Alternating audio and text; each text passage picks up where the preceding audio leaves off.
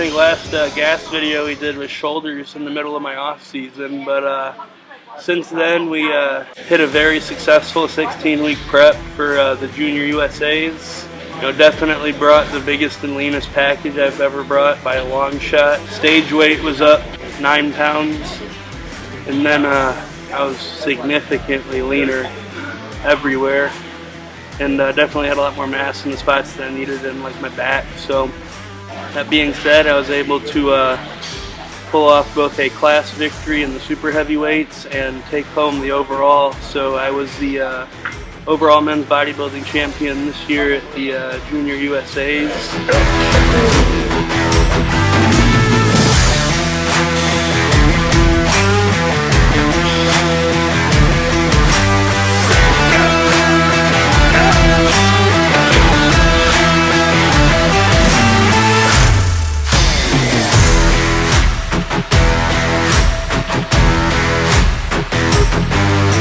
What's going on, guys? Hunter Labrada here.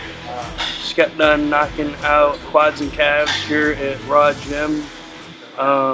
Today was a super typical leg day for me. I have my legs split up into quads and calves and hams and calves, so today was a quad focus day. Regardless of what day it is, always start with calves. It's something I've been doing for probably 3 or 4 years now.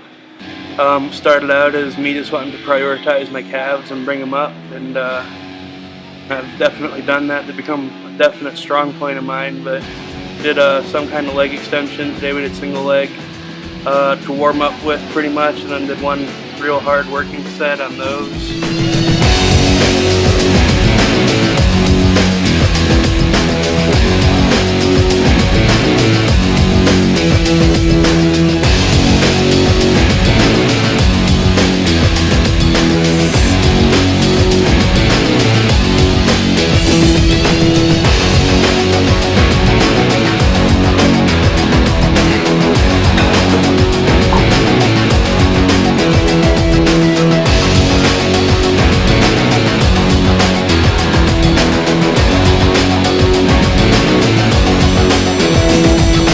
Why the bands reversed? No, it's not to make it easier, it's to make the resistance profile the same throughout. So like, you know, like when you're normally squatting on like a bar or a hack squat, you know, if you go down all the way, then squat it back up out of the hole, the first like 6 inches is by far the hardest, and then as you get your knees past like parallel, you can really kind of just oomph it out. Well, at the bottom, you're getting the help from the bands, and you have the bands set to where you have tension help from the bands probably for like the last third or maybe half of the motion. And what that does, it kind of makes it feel as hard, equally as hard throughout the whole range of motion. That's what you're going for. So any exercise you do, the best resistance profile you can have is for it to feel equally as hard from start to finish. That's why, you know, like for dumbbell or for shoulders, like side laterals are such a shitty exercise in my opinion, you know, because when you're right here, there's no resistance on your delt, and as you get out to here, it exponentially increases and gets so much harder out at the top. So it's like you're so much more loaded here than you are down here. That's why I prefer using cables for laterals. Same thing here, you know, instead of using a weight, you know, that's like borderline dangerous for me in the bottom of the hole, but I can move it when I get to the top, you know, it's equally as hard throughout the whole range of motion. So that's why we're got it banded up like that.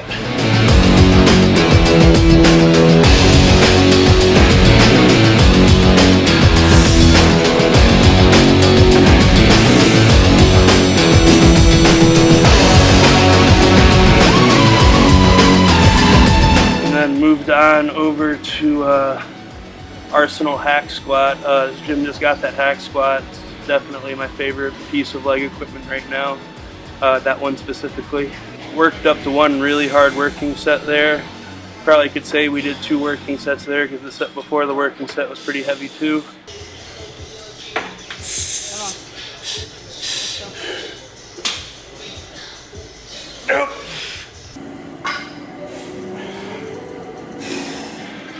From there, moved on over to the power squat machine. Hit a you know, 1 warm-up-ish set and 2 definite working sets there.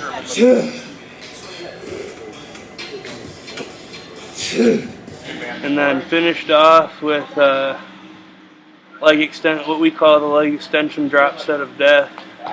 It's not really like a drop set, it's like an upset and then a drop set, if that makes sense. But basically, you know, start with 60, 80 pounds, somewhere around there, and do 5 reps. Your partner bumps it 2 down, do 5 reps, bumps it 2 down, do 5 reps, bumps it 2 down, until you can't get all 5. And then you stand up, get a breath, shake them out, and you go back down to where you started at, but you go down 3 at a time.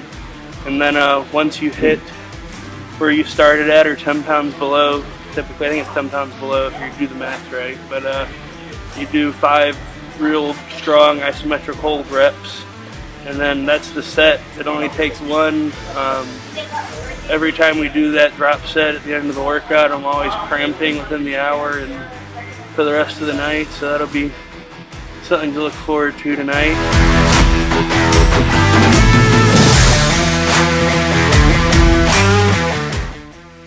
Hit a very successful 16-week prep for the Junior USAs. That being said, I was able to pull off both a class victory in the super heavyweights and take home the overall. So I was the overall men's bodybuilding champion this year at the Junior USAs. The plan was for me to go on to compete in nationals in Miami this November, but we're having to put those plans on hold, and this is the first time I've talked about this to anyone, so you heard it here first. But I am recently found out that I'm going to be getting shoulder surgery.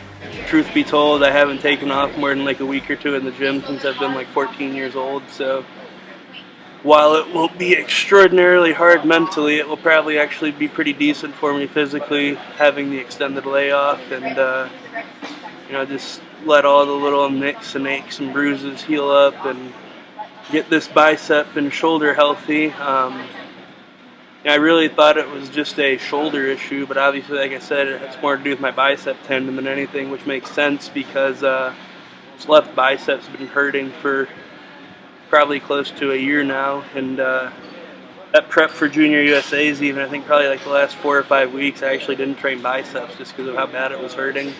Just when I would train actually biceps, I was still able to do the back work and everything, obviously, but made a lot of sense whenever they told me that's what was wrong and not a actual shoulder issue.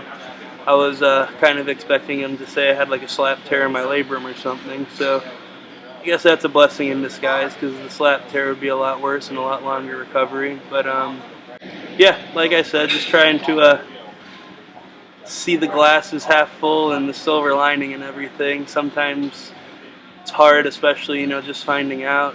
It kind of sucks, and I'm pretty pissed off about it, to be completely honest. But it is what it is. High-level bodybuilders are like race cars. No matter how quality of components you use, quality of fuel you put in the car, you know, all the maintenance and upkeep in the world, just fact of the matter is, you run a high-performance machine at Redline, you're going to break something every once in a while. So it is what it is. Pull it out and fix it. So anyways, but definitely would appreciate all the prayers and well wishes y'all could send my way. I definitely feel like that makes a big difference. But yeah, looking forward to getting to work just in a different kind of capacity for the next couple months. Gonna get this thing better, healed up, and we'll be back on stage in 2019, and I will be winning nationals in 2019. So it's postponed a year, but it's still gonna happen. Appreciate y'all watching this. Talk to y'all soon.